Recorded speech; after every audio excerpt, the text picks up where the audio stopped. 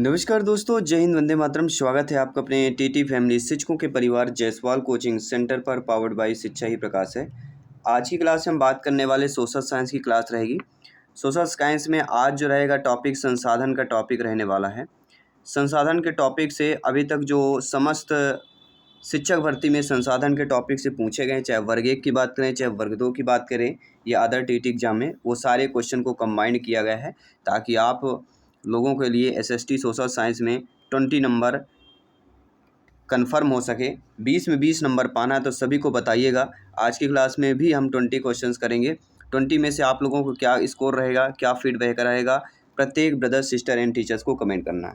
चलिए देर न करते शुरुआत करते हैं। पहला प्रश्न आपकी स्क्रीन पर है। निम्नलिखित में से कौन सा संसाधन अचक्रीय है? कोयला, लौह, एस, कॉपर या सोना? अचक्रीय संसाधन। आप सभी लोग ज्ञानी सर व्याख्याता लोग हैं, भावी अध्यापक अध्यापिकाएं हैं। बाकी सभी क्लासेस चल रही हैं जिसका आई बटन पे प्लेलिस्ट भी आप सभी लोगों को मिल जाएगा। तो इसमें से कौन सा संसाधन आपका अचक्रीय है? सभी लोग बताइए। देखिए, आप ये जानते हैं कि चाहे कोयला हो, चाहे आपका कोयले के साथ साथ प्राकृतिक गैस हो, क्या हो, कोयला हो, प्राकृतिक गैस हो, पेट्रोलियम हो, ये हमारे क्या कहलाते हैं? पेट्रोलियम, ये हमारे क्या कहलाते हैं? ये हमारे चक्रीय संसाधन कहलाते हैं। कोयला, प्राकृतिक और पेट्रोलियम। तो दिए विकल्पों में कौन सा अचक्रीय हो जाएगा? सॉरी, ये अचक्रीय संसाधन है। कोयला, प्राकृतिक और पेट्रोलियम, ये तीनों हमारे अचक्रीय संसाधन कहलाते हैं। कौन से हो गए? अचक्रीय संसाधन। और लौह, एस्क, कॉपर, सोना, ये तीनों चक्रीय संसाधन कहलाते हैं। ठीक है, कंफ्यूजन नहीं होना है। कोयला हो गया, प्राकृतिक और पेट्रोलियम, ये तीनों अचक्रीय संसाधन हैं। और लौह, एस्क, कॉपर, सोना, ये जो तीनों आपके दिए गए हैं, ये तीनों हमारे क्या कहलाते हैं? ये तीनों आपके चक्रीय संसाधन कहलाते हैं। ठीक है, तो यहाँ पे एक क्वेश्चन, अचक्रीय कौन हो जाएगा? कोयला। पहला ऑप्शन जो दिया गया है वह आपका यहाँ पे सही हो जाएगा। अब बढ़ते हैं साथियों अगले प्रश्न की तरफ। जीवाश्म ईंधन निम्नलिखित में से किस प्रकार के संसाधनों के उदाहरण हैं? नवीकरणीय, प्रवाह, जैविक या अनवीकरणीय?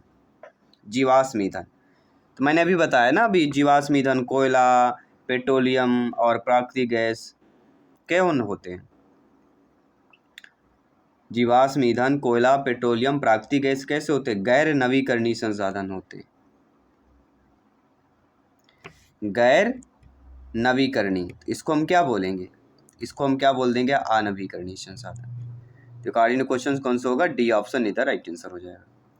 किसी भी प्रश्न पर अगर आपको लग रहा है डाउट है, बेहतरीन कमेंट कर सकते हैं, फीडबैक कर सकते हैं। प्रत्येक कमेंट, फीडबैक सर्वोपरि है, सम्मान है। आइए बात करेंगे अगले प्रश्न की। भारत ने किस पंचवर्षीय योजना से संसाधन योजना के लक्ष्यों को प्राप्त करने के लिए ठोस प्रयास किए हैं? पहली पंचवर्षीय, पांचवी पंचवर्षीय वार्षिक योजना या 10वीं पंचवर्षीय योजना? भारत ने किस पंचवर्षीय योजना से संसाधन योजना के लक्ष्यों को प्राप्त करने के लिए ठोस प्रयास किए? ये कई बार पूछा गया है। तो जब भी एग्जाम में पंचवर्षीय योजना में संसाधन योजना का जिक्र अगर लक्ष्यों की बात होती है, ये कई बार आरपीएफ कांस्टेबल में भी 2024 के पेपर में आया हुआ है प्रश्न, जो 2025 में अभी आप 10 मार्च का हुआ था ना पेपर, उसमें आया हुआ था, यही प्रश्न आया हुआ था कि भारत की किस पंचवर्षीय योजना के मुख्य रूप से हरित क्रांति का समर्थन करने के लिए कृषि और सिंचाई पर ध्यान केंद्रित किया था? ये ऐसा प्रश्न आया था।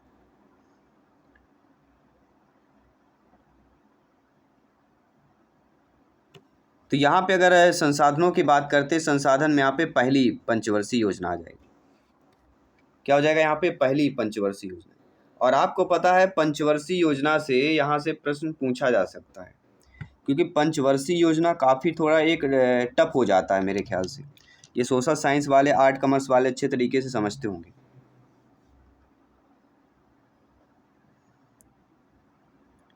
तो पहली पंचवर्षीय योजना होगी या पांचवी पंचवर्षीय या वार्षिक, या इनमें से कोई नहीं। सभी लोग बताइएगा।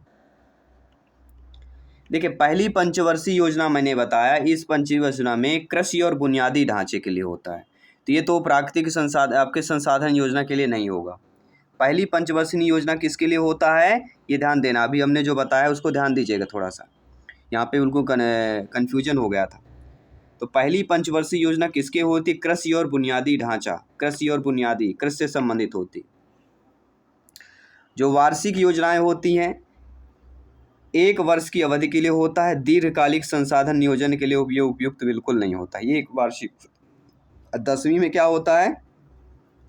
संसाधन नियोजन पर इसमें भी ध्यान दिया गया है, लेकिन 5वीं योजना का संदर्भ ठोस प्रयास के रूप में है। तो ठोस, क्योंकि हमारा प्रश्न क्या कह रहा है, ठोस प्रयास के रूप में, इसलिए 5वीं पंचवर्षीय योजना यहाँ पे सही होगा, ना कि पहली होगा, ना ही वार्षिक, ना ही 10वीं। ठीक है, तो कन्फ्यूजन दूर हुआ। पहली किस में होता है? पहली पंचवर्षीय योजना जो होती है वह कृषि और से संबंधित होती, बुनियादी ढांचों से संबंधित होती। अगला प्रश्न देखिए। जीवन की निरंतर गुणवत्ता और वैश्विक शांति के लिए क्या आवश्यक है? संसाधनों को उपयोग करना, भविष्य के लिए संसाधनों की बचत करना, संसाधनों का शोषण करना, संसाधनों का समान वितरण। जीवन की निरंतर गुणवत्ता और वैश्विक शांति के लिए संसाधनों का न्याय संगत वितरण, सतत विकास, सभी के लिए बुनियादी आवश्यकताओं की पूर्ति होता है। लेकिन ये प्रश्न कई बार पूछा गया है, इसलिए संसाधनों के समान वितरण इज द राइट आंसर। जीवन की निरंतर, अगर निरंतरता, गुणवत्ता और वैश्विक शांति बनाना है, उसके समान वितरण बहुत जरूरी है। क्योंकि सभी के लिए बाइक मिल जाती है, सभी के लिए मोबाइल मिलेंगे बराबर, उसकी कीमत देनी होती है, और सब कुछ, सभी को समान अधिकार है, सब कोई सब कुछ खरीद सकता है। सबके लिए संसाधन मुमकिन है। अगला प्रश्न देखिए। भूमंडलीय तापन और पर्यावरण प्रदूषण जैसे वैश्विक पारिस्थितिक संकटों के पीछे मुख्य कारण क्या है? संसाधनों की कमी, कुछ हाथों में संसाधनों का संचय, संसाधनों का अंधाधुंध शोषण, या संसाधनों का उपयोग। भूमंडलीय तापन, पर्यावरण प्रदूषण जैसे वैश्विक पारिस्थितिक संकटों के पीछे मुख्य कारण पूछा गया। तो सबसे मुख्य कारण क्या होता है? संसाधनों का अंधाधुंध शोषण। भाई, संसाधनों का अंधाधुंध शोषण हो रहा है। घर में 4-4 बाइक है, कार भी है, सब कुछ है। तो भूमंडलीय जो ताप है, हमारा ऊपर जो ताप की वृद्धि हो रहा है, पर्यावरण प्रदूषण हो रहा है, वैश्विक परिस्थितियां संकट में आ रही हैं, इसका मुख्य कारण है संसाधनों का अंधाधुंध शोषण। इसके बाद बढ़ते हैं अगले प्रश्न की तरफ। हर एक क्वेश्चन इंपॉर्टेंट है, सभी को कमेंट करना है। प्रत्येक ब्रदर, सिस्टर, टीचर जिनका सपना अध्यापक, अध्यापिका बनना, शिक्षक बनना। निम्नलिखित में से कौन मानव निर्मित संसाधन है? पेट्रोलियम, वन, मशीनें, भूमि। पेट्रोलियम तो प्राकृतिक संपदा है, वन भी है, भूमि है, लेकिन मशीन है जो मानव निर्मित है। सड़कें हो गई, इमारतें, पुल, प्लास्टिक, कागज, दवाएं, मशीनें, ये क्या हैं? ये सारे मानव निर्मित संसाधन हैं। तो मानव निर्मित, प्राकृतिक संसाधन, दोनों में आपको थोड़ा डिफरेंस जो रहता है वो नॉलेज में होना चाहिए। गांधी जी के अनुसार निम्न में से कौन सा वैश्विक स्तर पर संसाधन की कमी का मूल कारण है? संसाधनों का संरक्षण, संसाधनों का उपयोग। देखिए, संसाधन की कमी में ना तो संरक्षण होगा, ना उपयोग होगा। यह होगा लालची और स्वार्थी व्यक्ति तथा आधुनिक प्रौद्योगिकी का शोषणात्मक प्रवृत्ति। जो आज का व्यक्ति है वह लालची है, स्वार्थी है, और आधुनिक प्रौद्योगिकी का शोषणात्मक जो प्रवृत्ति है, इसी के रीजन से वैश्विक स्तर पर संसाधन की कमी का मूल कारण है, अकॉर्डिंग टू महात्मा गांधी। बढ़ते हैं साथियों अगले प्रश्न की तरफ। भारत में इनमें से किस क्षेत्र में खनिजों और जीवाश्म ईंधन के समृद्ध भंडार हैं? मैदान, पर्वत, पठार, रेगिस्तान। भारत की बात करते तो भारत में खनिज और जीवाश्म ईंधन के समृद्ध भंडार है। प्रायद्वीपीय पठार क्षेत्र और उत्तर पूर्वी क्षेत्र में पाए जाते हैं। तो प्रायद्वीपीय पठार और उत्तर पूर्वी क्षेत्र, तो पठार इज द राइट आंसर। बढ़ते हैं अगले प्रश्न की तरफ। हमारे देश में जंगलों वनों के लिए कितना वांछित क्षेत्र है? हमारे देश में जंगलों और वनों के लिए एक वांछित क्षेत्र दिया गया है, और वह वांछित क्षेत्र कितना है? कितना आच्छादित किया गया है वनों का क्षेत्र? देखिए, भारत में कुल भौगोलिक क्षेत्र की बात करें 2021 के अनुसार 24.62% क्षेत्र है। लेकिन राष्ट्रीय वन नीति 1952 क्या है? राष्ट्रीय वन नीति 1952 के अनुसार देश में लगभग 33% को वनाच्छेदित करने का लक्ष्य है। तो यहाँ पे 33% वनाच्छेद क्षेत्र इज द राइट आंसर हो जाए।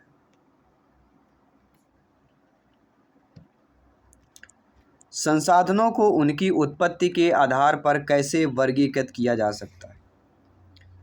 जो संसाधन है उनकी उत्पत्ति के अनुसार हमें वर्गीकृत करना है। जैविक, अजैविक, नवी, अनवीकरणीय, व्यक्तिगत, समुदाय या संभावित और आरक्षित। तो सबसे बढ़िया होता है एबायोटिक और बायोटिक, अर्थात जैविक संसाधन और अजैविक संसाधन।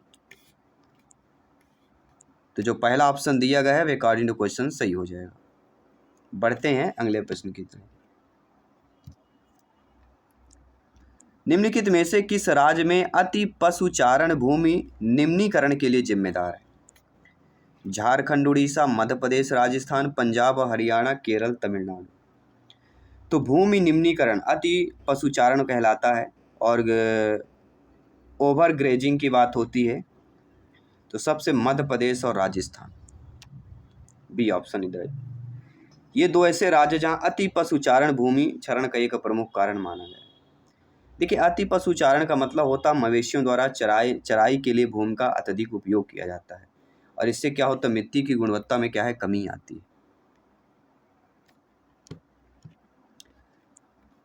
जब मिट्टी के पानी के माध्यम से पानी की कटौती चलती है और गहरे चैनल बनाते हैं तो निम्न में होते हैं: अवनलिका अपर्दन, चादर अपर्दन, वनों की कटाई या वनारोपण। जब मिट्टी के पानी के माध्यम से कटाव होता है तो उसे गहरे चैनल बनते हैं, उसे हम अवनालिका अपर्दन या क्या बोला जाता है, अवनालिका अपर्दन ही बोला जाता है। ये एक प्रकार का भूमि क्षरण है। ये तब होता है जब पानी के माध्यम से बहता है, यानी पानी के माध्यम से कटाव होगा तो वह अवनालिका अपर्दन कहलाएगा। ठीक है, सभी लोग समझ गए हैं? No doubt. बढ़ते हैं अगले प्रश्न की तरफ। अगला प्रश्न कह रहा है, निम्नलिखित में से कौन सा जैविक संसाधनों का एक उदाहरण है? चट्टान, लौह अयस्क, सोना या पशु। जैविक संसाधन वे संसाधन होते हैं जो जीवित जीवों से प्राप्त होता है, जैसे वनस्पति, पशुधन, गाय, बकरी, भैंस। तो पशु यहाँ पे आ जाएगा, तो पशु यहाँ पे जैविक संसाधन हो जाएगा। अगला प्रश्न देखिएगा। अगला प्रश्न भी बहुत इंपॉर्टेंट है, ये भी कई बार पूछा जा सकता है। इनमें से कौन सा जैविक संसाधन नहीं है? वनस्पति जात, प्राणी जात, चट्टानें, मत्स्य पालन, पशुधन। देखिए, वनस्पति जाति, प्राणी जात दिया गया तो इसमें होगा जैविक संसाधन। मत्स्य पालन, पशुधन ये हमारे जैविक संसाधन हो गए, लेकिन चट्टानें, पत्थर और लौह, ठीक है, सोना, चांदी, ये जैविक संसाधन नहीं आते। अगला प्रश्न देखिएगा। इनमें से किस प्रांत में सीढ़ीदार खेती की जाती है? पंजाब, हरियाणा, उत्तर प्रदेश के मैदान या उत्तरांचल। किस प्रांत में सीढ़ीदार खेती होती है? तो सीढ़ीदार खेती के अगर यहाँ पे देखे जाए तो राइट आंसर को उत्तरांचल या उत्तराखंड में होता है। इसे सोपानी खेती भी बोला जाता है। क्या बोला जाता है? इसे सोपानी खेती के नाम से भी जानते हैं। ये पहाड़ी और ढलान वाली जगहों पर होती है, और उत्तराखंड एक पहाड़ी है, उत्तरांचल। पंजाब, हरियाणा, उत्तर प्रदेश, ये क्या है आपके तीनों जो दिए गए हैं, ये तीनों मैदानी हैं। मैदानी इलाकों में सीढ़ीदार खेती उपयुक्त नहीं होता है भौगोलिक की दृष्टि से। बढ़ते हैं अगले प्रश्न की तरफ। निम्नलिखित में से कौन सी मृदा भारत के सबसे विस्तृत क्षेत्र में पाई जाती है और भारत के लिए अति महत्वपूर्ण मिट्टी है? लेटेराइट, काली जड़ोड़ या लाल और पीली मिट्टी? तो आप सभी लोग जानते हैं, ज्ञानी सर्वव्याख्याता लोग हैं, मिट्टी से एक प्रश्न आना तय है, ये ध्यानपूर्वक समझ लीजिएगा। तो कौन सी मृदा भारत के सबसे विस्तृत क्षेत्र में पाई जाती है और भारत के लिए अति महत्वपूर्ण मिट्टी है, और वह कहला जाती है जलोढ़ मिट्टी। यह मिट्टी भारत के उत्तरी मैदानों में, नदियों के घाटियों में पाई जाती है और बहुत उपजाऊ भी होती है। जलोढ़ भारत के सबसे बड़े क्षेत्र को कवर करती है। यह देश की लगभग आपकी 43% भूमि इसमें पाई जाती है। जैसे सिंधु, गंगा, ब्रह्मपुत्र नदियों द्वारा लाई गई ये बहाकर उपजाऊ मिट्टी होती है। जलोढ़ मिट्टी में ह्यूमस, पोटास, चूना, कार्बनिक प्रचुर मात्रा में होता है। और जलोढ़ मिट्टी का उपयोग सर्वप्रथम आपके गेहूं, चावल, मक्का, गन्ना, दलहन, तिलहन ये अनेक फसलों पर होता है। बढ़ते हैं अगले प्रश्न की तरफ। कौन सा शीत मरुस्थल बाकी देशों के अपेक्षाकृत अलग है? लेह, कारगिल, लद्दाख, द्रास?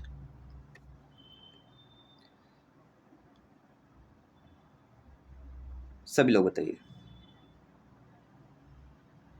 कई बार पूछा गया है,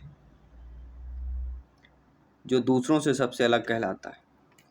4 बेहतरीन लाजवाब आपके ऑप्शन दिए गए, चारों ऑप्शन को समझना है और फीडबैक करना है।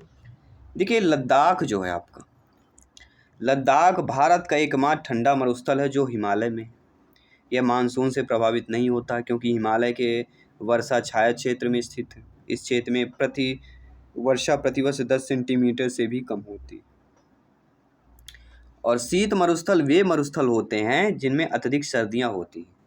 ये पहाड़ी इलाकों में ही ज़्यादातर पाई जाती है। अगला प्रश्न देखिए। पंजाब में भूमि निम्नीकरण का निम्नलिखित में से मुख्य कारण क्या है? गहन खेती, वनोन्मूलन, अधिक सिंचाई, अति पशुचारण? पंजाब में जो भूमि का निम्नीकरण है उसका मुख्य कारण क्या है?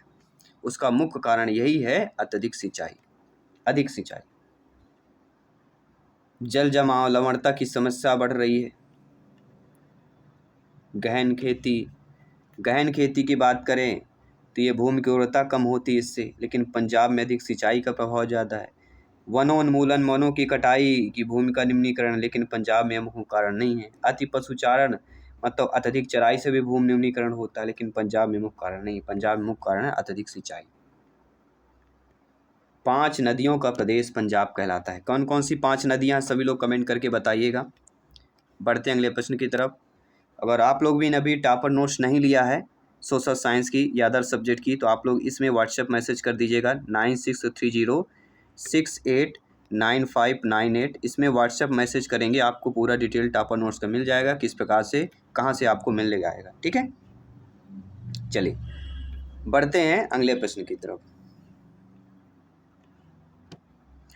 संसाधन जो एक क्षेत्र में पाए जाते हैं लेकिन उनका उपयोग नहीं होता है कहलाते हैं? नवीनीकरणीय, संभाव्य संसाधन, जैविक संसाधन या चक्रीय संसाधन?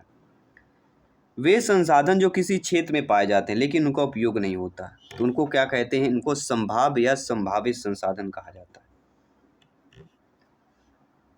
पोटेंशियल रिसोर्स की बात करते हैं, जो किसी क्षेत्र में मौजूद तो है लेकिन वर्तमान में उनका उपयोग नहीं होता है।